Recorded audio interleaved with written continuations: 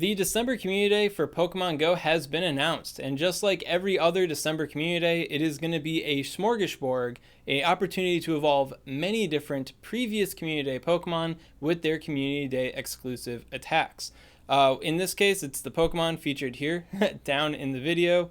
If you want the official announcement, of course, link in the description to that. The Community Day is going to be featured from Friday, December 17th to Sunday, December 19th. So for the whole weekend, you'll have the opportunity to evolve these Pokemon with their Community Day exclusive moves. In this video, I'm going to be ranking out the importance of these Community Day attacks on these Pokemon, mostly in the context of PvP, but I will be talking about them for raid content as well.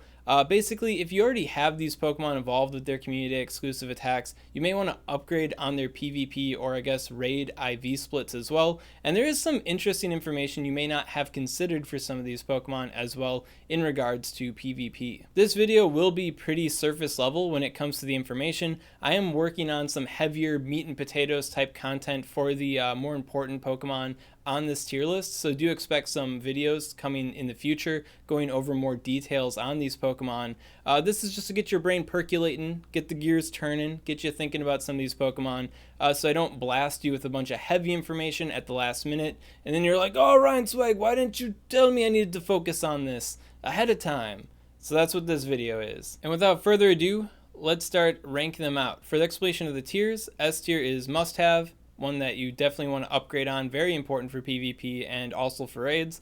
A is should have for sure, not as important as S tier, but also quite important. B is should have, not as important, but still kind of important. Not exactly a big priority though. C is could be buffed, so not very strong right now, the Pokemon, but in the future, maybe it'll get some new toys and make it really, really big. And then D tier is bad, probably not going to upgrade in the future at all. You could probably take a nap on that particular move for this Community Day. And the order here is just in order of appearance, so nothing fancy going on. Let's get into it. So starting out, we have Altaria, and Altaria is a definite big S tier must have. Altaria is most known in the Great League as being one of the most important in the Great League meta, and Moonblast is its best secondary attack. It's just straight up its best secondary move, way better than Dragon Pulse. It's not so good that you'd want to elite TM Moonblast onto your already existing Altaria, because it is still like that contingency move, that secondary fire, right, that you rarely use, but when you do use it, it's kind of important. But evolving a new Altaria with the attack, pretty important, so you definitely want to have that. On top of that, Altaria is pretty good in Ultra League as well, level 50 XL, even though it doesn't have 2500 CP. I think even with the best buddy, it doesn't even have 2300 CP, so that sounds pretty bad, but it does have a higher stat product than Dragonite does, while being the same type of Pokemon as Dragonite. So if this is kind of confusing for you, when it comes to the CP formula, attack has a bigger influence on that weight. It doesn't mean that attack is more important or attack is better. It's just that in a lot of cases for Great League and Ultra League PvP, having a big attack stat can limit that Pokemon's true stats for PvP.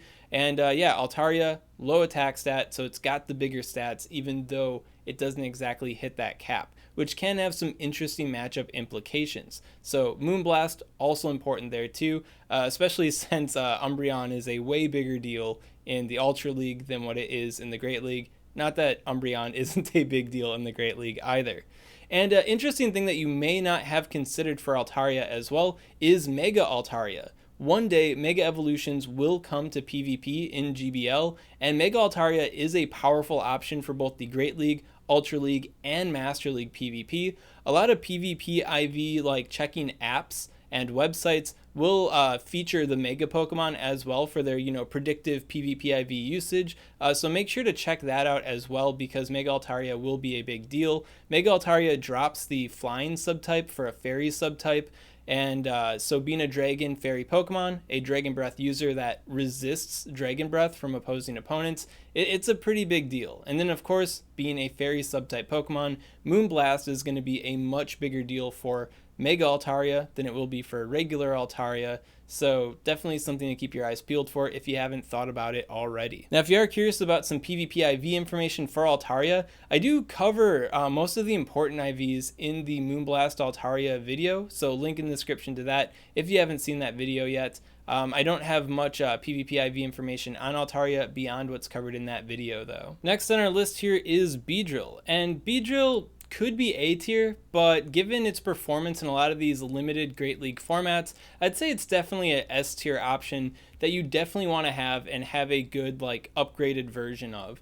Beedrill here, its community attack is the Drill Run, ground type coverage, and while Sludge Bomb with the X Scissor, Beedrill is perfectly functional and has its place, I'd say that's more of like a spicy kind of Beedrill, right? Drill Run is definitely the bread and butter move that you want to have on your Beedrill when it comes to Great League PvP and the limited formats, of course.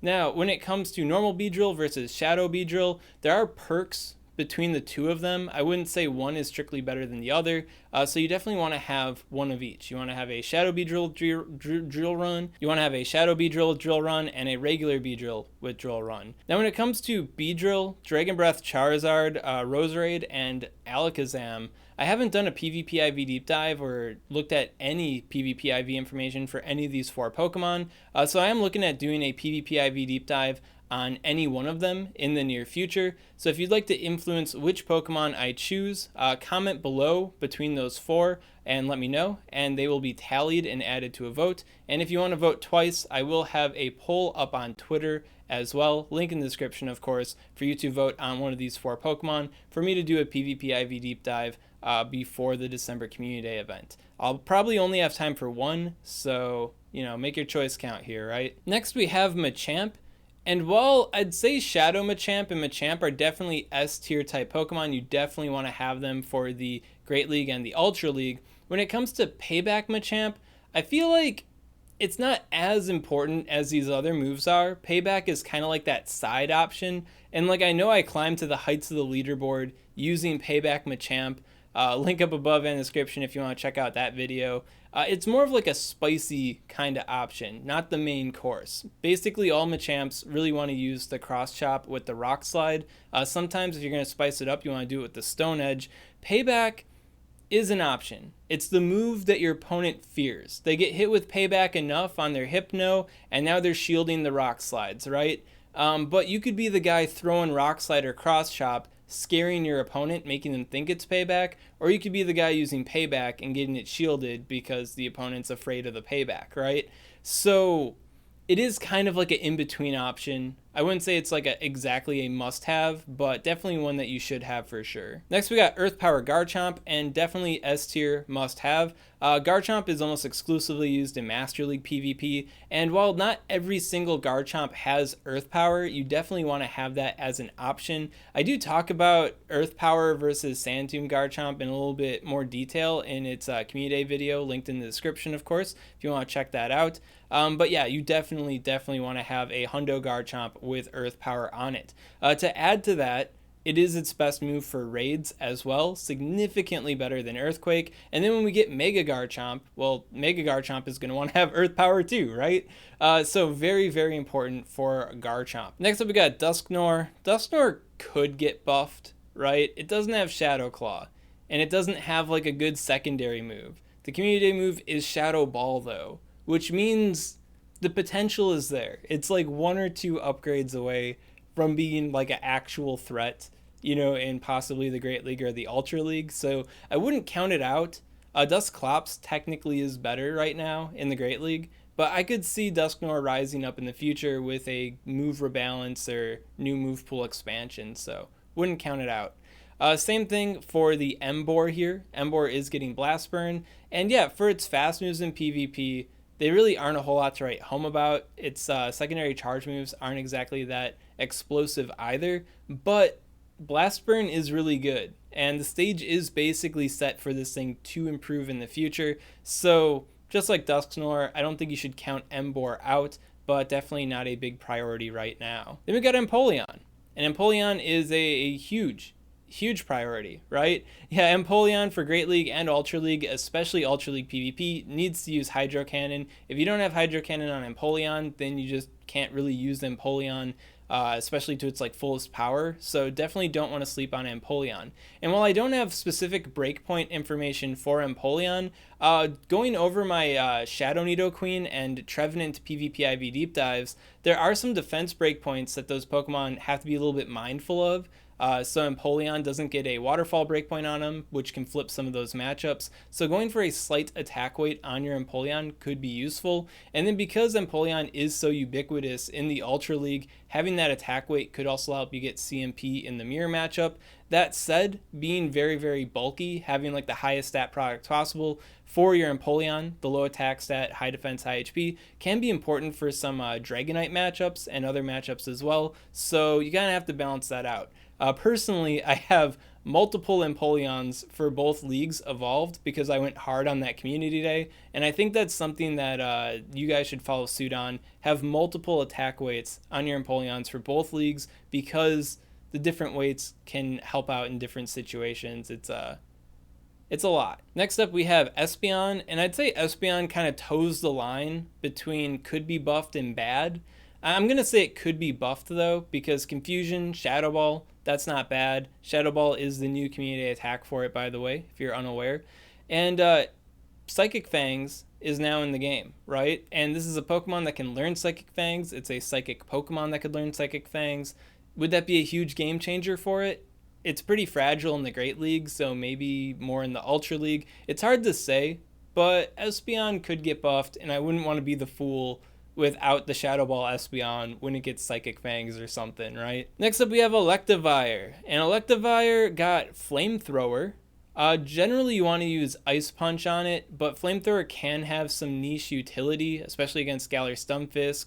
So I'm going to say B should have, right? Ice Punch is the bread and butter. When it comes to your good PvP IV Electivire and Shadow Electivire, you're probably going to want them to be, your Ice Punch ones. But if you do have like an extra candidate for PvP for both the Great League and the Ultra League, having a Flamethrower one could be a good idea, just in case that you find out that Flamethrower is getting like a OHKO that Ice Punch or 2 Ice Punches aren't exactly getting. So it's worth considering. You should probably have a Flamethrower Electivire and Shadow Electivire for each league if you are super serious about PvP. Then we got Flareon. Flareon also kind of toes that line between could be buffed and bad. I'm going to say it could be buffed. Superpower is a pretty explosive attack. It's not as good as Close Combat is, but Fire-type moves are getting buffed, every day. If Ember gets a sizable buff, maybe Flareon could become a respectable mono Fire-type Pokemon. It's hard to say. Definitely not the biggest priority in the world. Probably D tier, but could be worth. Next up, we got Shadow Punch Gengar. And yeah, definite big S tier Pokemon. I'd say when it comes to the Great League and the Ultra League, Gengar and Haunter have seen better days. Their role isn't as useful as it used to be just because, big dark type Pokemon kind of ruining their lives there. But if you're going to use a Gengar in Great League or Ultra League PvP, you're going to want to use one, with the Shadow Punch for sure. I mean, Double Nuke does work out, but having the option to have the Shadow Punch version is pretty big. And if that doesn't sell you enough on Gengar here, when Megas do come to PvP, Master League Mega Gengar is probably going to be the best Mega, or one of the best Megas. I'd say out of our Mega options right now, this guy is arguably number one, possibly number one. And yeah, Mega Gengar is going to want to be using Shadow Punch. I think it can nearly straight Shadow Punch KO a Dialga in the one shield situation. Almost there, right? Which is pretty powerful. So yeah, you definitely don't want to miss out on the Shadow Punch on Gengar. When it comes to PvP IVs on Gengar, I definitely recommend Maximum Bulk. When it comes to the Great League, the perk that Gengar has over Haunter, aside from maybe having Focus Blast, is that it is bulkier than Haunter. So focusing on that max bulk, pushing that advantage is pretty big. And from what I recall in the past, when I looked at Gengar in the Ultra League, maximum bulk was pretty important for it there too. So that's my recommendation on that one. Next up, we have Glaceon. And I guess Water Pulse could get buffed, but I'm not sure.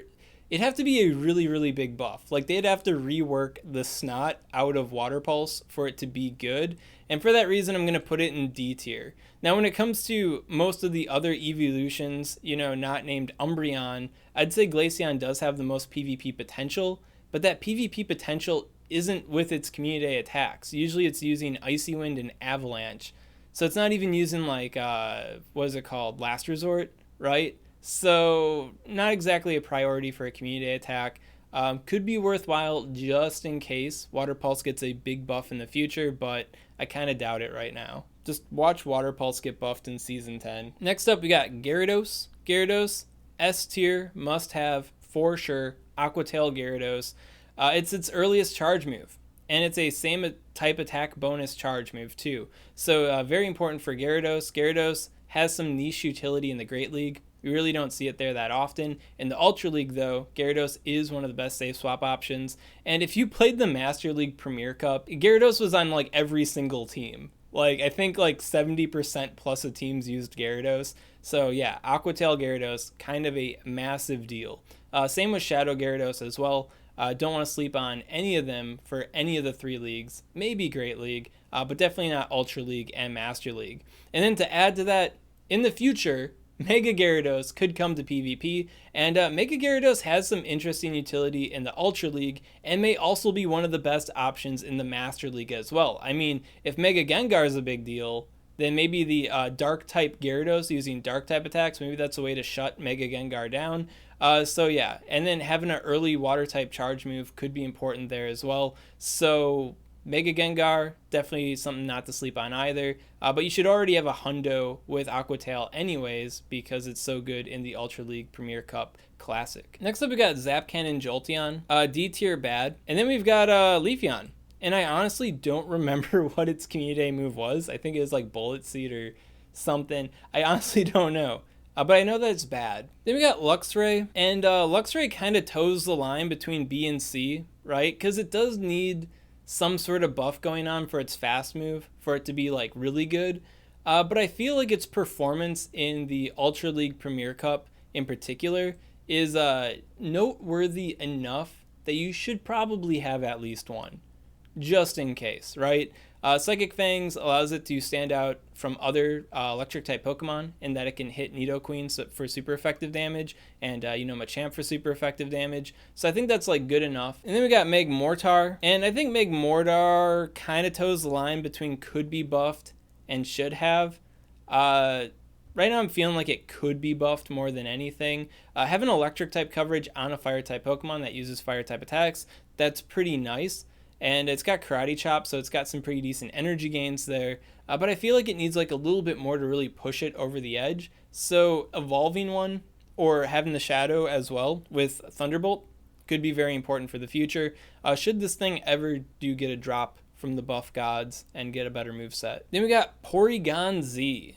Porygon Z, I think it's C. I think it's C tier, could be buffed. It is pretty nasty in the Great League and the Ultra League with the Tri-Attack, with the newly buffed Zap Cannon. But Porygon 2 kind of does the job a little bit better because it is a tankier Pokemon. And Tri-Attack isn't even a Community Day move for Porygon 2, which is kind of ironic. But yeah, no, Porygon Z, I feel like it needs like an earlier charge move than, Zap Cannon, Solar Beam, and Hyper Beam. Something to pair with the Tri-Attack to set it apart from Porygon 2. Because right now, you'd probably much rather use Porygon 2 for all of these jobs. Next up, we have Rock Wrecker Rhyperior. And yeah, S tier, must have for sure. I don't know how good this thing is in the Master League right now, but I do remember in the past this was a really, really big contender, a huge powerhouse in the Master League because of its rock and ground type coverage and just how powerful that Rock Wrecker is. Rock wrecking basically everything. And then when it comes to raid content as well, you want a powerful rock type attacker. Well, I mean, we do have our Rampardos, right? But if you want something more tanky and reliable, you got Rock Wrecker Rhyperior. Next up, we got Roserade. Roserade is a fun double feature, right? It's getting the Community Day moves, Bullet Seed and Weather Ball. And while Roserade isn't exactly a top option in Great League and Ultra League PvP, it does see most use, I believe, in the Ultra League. Weather Ball, you're going to want to have that on your Roserade. Like, if you're using Roserade in any league, it's definitely going to want to have Weather Ball. And on top of that, it's got the upgraded Leaf Storm, so big nuke damage. So you basically have to respect the Roserade when it's on the field. Is it the Weather Ball or is it the Giant Grass attack?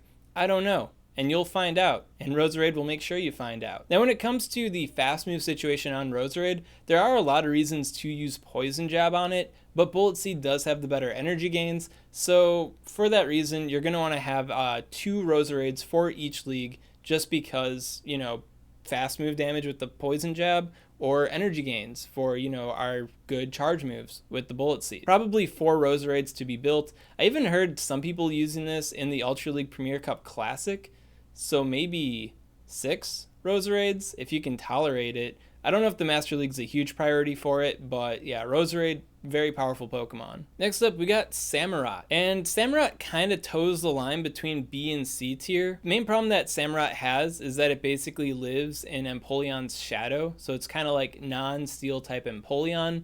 And it doesn't really exactly have like good secondary coverage to make that be an even cooler thing, because, you know, not having the steel type weaknesses can be important, but it doesn't really have a secondary charge move like Drill Peck, for instance, to really back it up.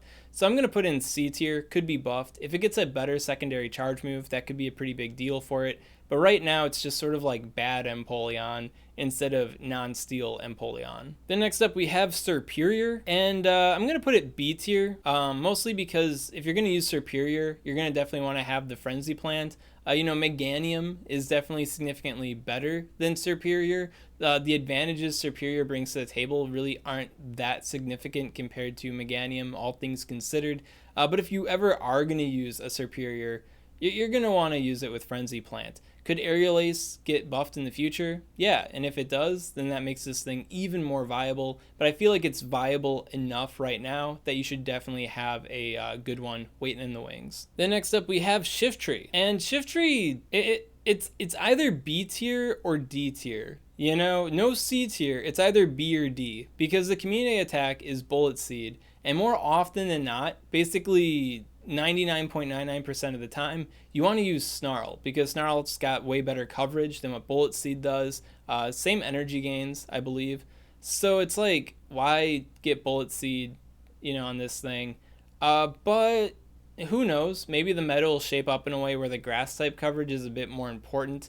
And for that reason, I think you should just have at least one Bullet Seed Shiftry waiting in the wings, just in case. Snarl, definitely better. Kind of a waste of a community day, honestly, but should have one at least. Next up, we got Sylveon. Sylveon is definitely a S-tier must-have Pokemon for multiple leagues. Actually, arguably all 3 leagues, if you really think about it. It's not so hot in the Great League because there's a lot of competition with other Charmers, and Charm isn't as powerful in the Great League as it is in the Ultra League. But when it comes to the Ultra League, yeah, no questions asked. Sylveon is definitely a staple pick there, and you really want to have it with the Psyshock because that is its earliest charge move. And having that early charge move can help you close out fights and put more shield pressure on your opponents compared to other Charmers, which is a huge deal. To add to that, this is the secondary Charmer of choice when it comes to double Charm Master League teams. On top of that, it does not have the flying subtyping like Togekiss has, which can be useful for it as well.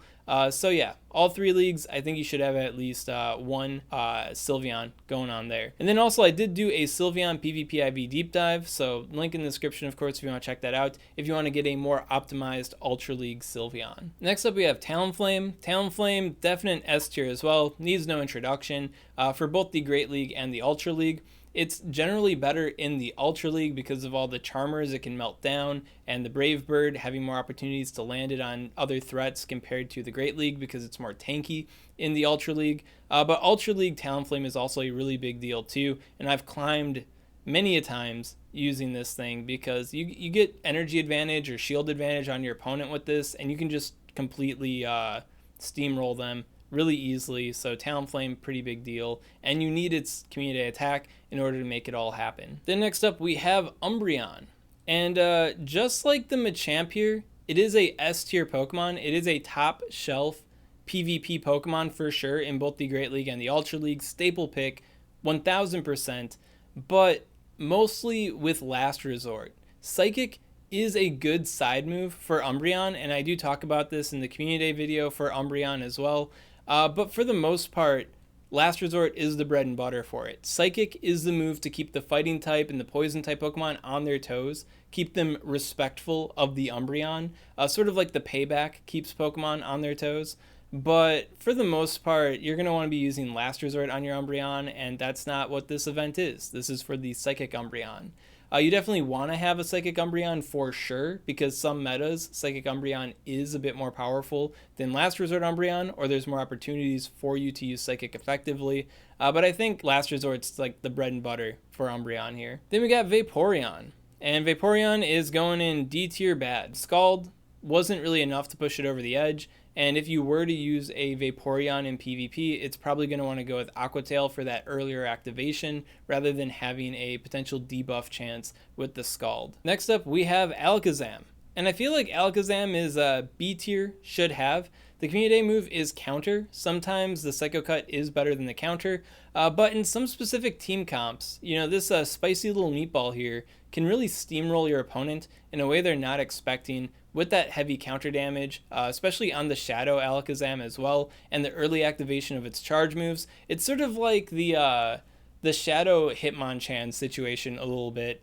except with a Psychic subtype Pokemon, so it's got a different set of resistances. So I've seen this thing do enough work where I feel comfortable putting it in the B tier instead of the C tier. And then finally, we have Dragon Breath Charizard, which kind of toes the line between this S tier and the A tier, because Dragon Breath Charizard has seen better days. It used to be a really powerful pick in the Ultra League, not so much anymore, and it really doesn't have a whole lot of utility in the Great League. But I feel like Dragon Breath Charizard, you know, it's enough of an option, you know, it's enough of a unique flavor that you definitely want to have that to cook with. Dragon Breath Charizard, the perk to it is that it's a Dragon Breath user that isn't weak to Dragon Breath, so it can subdue other Dragon Breath users. And then it's also resistant to Charm, and in the Ultra League it can possibly counter Charm users because of that resistance despite using Dragon Breath, so it is a interesting spicy meatball here. Now the heartbreaker when it comes to Dragon Breath Charizard is that you have to use an Elite Charge TM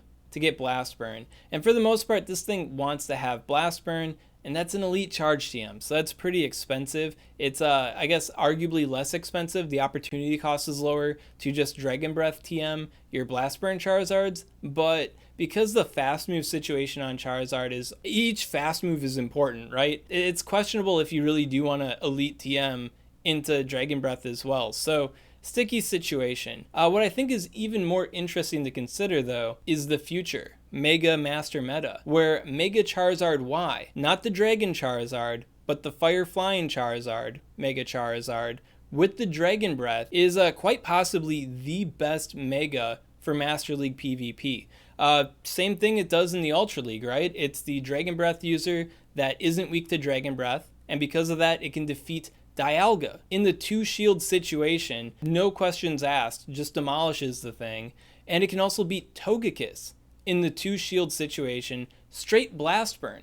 No Dragon Claw baits, straight Blast Burn can demolish Togekiss. So if that doesn't make Mega Charizard Y sound like something that you're going to want to have a Dragon Breath Charizard waiting in the wings for, then I don't know what will. At any rate, that's all I gotta say on the December Community Day Pokemon right now. Hopefully this got your brain percolating on things you should be looking out for leading up to the Community Day. And then of course, as we approach the Community Day, I will have some bigger info bombs on these Pokemon to inform you guys of as we get there.